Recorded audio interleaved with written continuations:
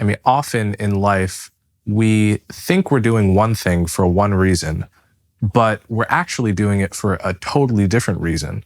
And often that other reason is unflattering.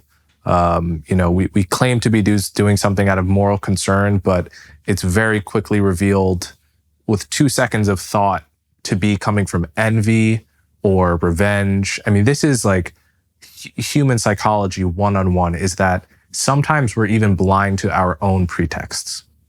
So more and more, I think about political projects as pretextual, because the contradictions, so often reveal themselves. So for example, Ibram Kendi is, his whole book is about equal results.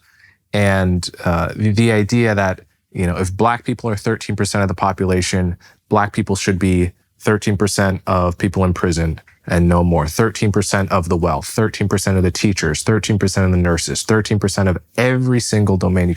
And he is apparently very consistent about this. And that's his worldview. Okay, so putting that to the side, take it at face value. Why is it that someone like him and the people he disagrees with have never once, and I really mean never once, highlighted all the domains in which white Americans are underrepresented in good things or overrepresented in bad things? So for example, suicide, no small issue. White Americans much more likely to die of suicide than Black Americans. Mm-hmm. Alcoholism too. Alcoholism and drunk driving. Mm-hmm. Mm-hmm. In my book, I list 9 different diseases that white people are more likely to die of. Now, is my point that white people are on the whole worse off than Black people? No, it's nothing to do with what I'm saying. What I'm saying is that if your philosophy at a deep level were about equal results for equal races, then you would expect someone like him to highlight those disparities as well, right? If it were about disparity as such.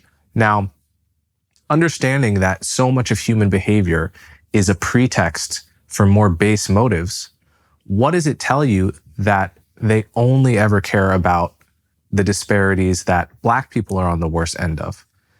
I think that the whole equity campaign is a pretext for what is at base just, Black and brown identity politics. That's all it is. It's my group. I like my group, and I want us to advance to equal or even greater than other groups. America's healthcare system is lacking in any real care. Insurance companies regularly deny progressive treatment options, primary care physicians refuse to order comprehensive lab work, and the standards of care lag years behind the leading research. That's where Merrick Health comes in. Merrick Health represents a paradigm shift in how we approach medicine. The premier health optimization platform, Merrick Health empowers you to maximize your longevity and performance with the confidence that comes from having experts in your back pocket. They offer cutting-edge diagnostic labs, concierge health coaching, and expert clinical oversight. They help you achieve your health and fitness goals by leveraging data-driven lifestyle and nutrition recommendations, along with supplement and prescription treatment options. If you're listening to this show, then you're probably a proponent of taking your health into your own hands. That's why we've teamed up with Merrick Health to offer a turnkey optimization package designed for those who want to maximize their performance and longevity with the most elaborate testing on the market. You'll receive extensive lab work, thorough lab reports, video calls with Merrick's health experts, and expedited onboarding. Go to merrickhealth.com/Peterson and use code Peterson to get the same panel and medical oversight I get and save 10% at checkout. That's merrickhealth.com/Peterson and use code Peterson at checkout. When we're speaking about pretexts, like there are layers of pretext.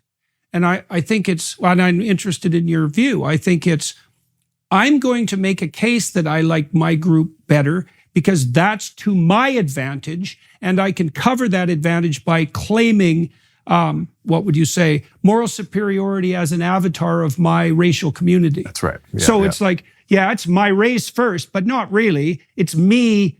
See, I see this with the activist types all the time. It's like the trans community. Well, first of all, no, it's not a community by any stretch of the imagination, by any standards.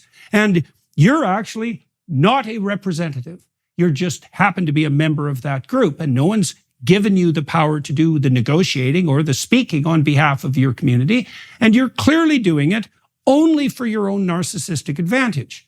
And this is a very complicated thing to sort through, right? Because that rejoinder could be thrown back at either of us. I could say, well, the reason that you're promoting colorblindness is because you have a book, and now you're on this podcast, you're, sawing the fiddle with regards to the sales of your book, and it's all about you. It's a very dismal worldview to assume that all human motivation can be boiled down to, narrow self-aggrandizement. And I certainly don't think it's true in any regard, but it's definitely the case that much of what we see that's political is a pretext for something that's deeper. And I'm at the deepest levels too. I think it's not only self-aggrandizement that's at the root of, let's say, the demand for equity. It's also an envy and resentment that's rapacious beyond comprehension. There's no satisfying that demand. I mean, all you have to do is think about it technically for a minute. It's like, okay, apart from the issues you brought up, right, which is that there's all sorts of situations, like the feminists never complain about the dearth of women in bricklaying, for example. It's always the C-suite.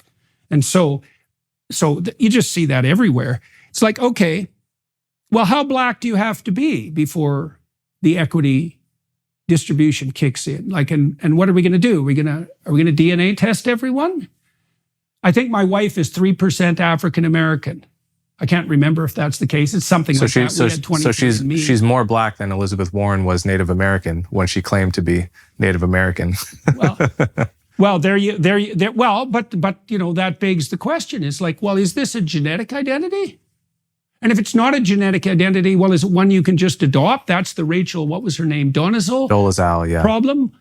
Dolezal. Right. It's like, well, if it's racial, is it genetic? And if it's not genetic, is it cultural? And of course, the leftists insist that everything is cultural. So how the hell do you define black? And the answer is, well, it doesn't matter because that's not the issue, right? The fact that leads to all sorts of logical contradictions and could never be implemented is completely irrelevant to the power game that's being played. And so how do you know? Let's take that apart. You can ask me too. Like, how do you know that you're not doing exactly what you accuse, in some ways, you accuse DeAngelo and Kendi of doing? Like, you've been successful for quite a long time, and you've been successful in part because you focused on racial issues. Now, so that's what the harshest of critics could say, and I'm sure that sort of thing has been said to you. Like, how do you personally? It's very worthwhile to be attuned to your own shortcomings. Absolutely, right? yeah. And to note that there's good rationale there's always a rationalization at hand to put a moral gloss on your comparative success. It's like, what do you have, do you think, in check that helps you stay on the straight and narrow path? Yep. So I think the only way you can really tell from the outside is whether someone sticks to their positions when it doesn't benefit them. And this is what you can say. I mean, this is what separates someone like Bernie Sanders. He's the quintessential example of this from many people that hold his position. Is whatever you want to say about Bernie Sanders, he could be a total Satan in your worldview. He was saying all of the things he was saying today when it benefited him not at all. When really decades ago, he was just such an outlier that he really saw very little benefit politically and from what he was saying, and he just continued saying it, right? Whereas someone like Kamala Harris, nobody knows what she actually thinks because she has flip-flopped on every issue just in the past month. She was against the death penalty, then she was for it, and then so she seems much more like an empty vessel who will say whatever she has to say to get to the next rung. And many politicians are like that. I don't mean to single out Kamala Harris, but what I can say for myself, and I think any of my close friends would vouch for this, is before I had any public profile, before I was a writer, of any kind, I was annoying my friends by talking about these same issues when all it did was like get me a reputation for being the, frankly, at Columbia, it got me a reputation for being some kind of right winger, which I never have been. So when it was only really a minus in my life, I still represented what I believed 100%. And of course, from the outside, there's no way to verify that, but it's true. So, well, there is some ways of verifying that, because we could look into the details of your autobiographical history, and I think you have put your finger on something that's relevant. I mean, one of the ways we do evaluate people for their moral propriety and reliability is their consistency during times of distress.